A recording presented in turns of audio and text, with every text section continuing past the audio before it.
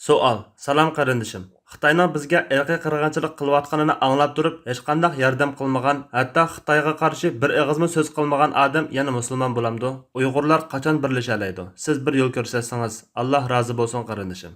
Javob: Va alaykum assalom. Payg'ambar sallallohu alayhi va sallam hasad qilishmanglar. Bir-biringlarga yolg'on xaridor bo'lib, bahoni qasdan o'riltiyotmanglar.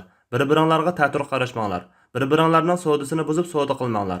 Allohning qarindosh bandalari bo'linglar. Musulmonning qarindishidir. Shunga uninga zulm qilishga, yordamga muhtoj bo'lgan paytda yordam qilmay tashlab o'tishga va kamsitishga bo'lmaydi degan. Buningga asosan zulm ostida qolgan qarindoshlarga duo, moddiy yordam, gap so'z va o'z imkoniyatiga yarasha yordam bermagan kishi vojibni tashlagan osiy musulmon bo'ladi.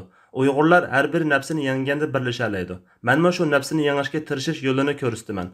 Alloh taolo hammamizni nafsi balolaridan, Xitoy zulmidan qutuldirg'ay. Amin. Allah eng to'g'risini bilguchidir.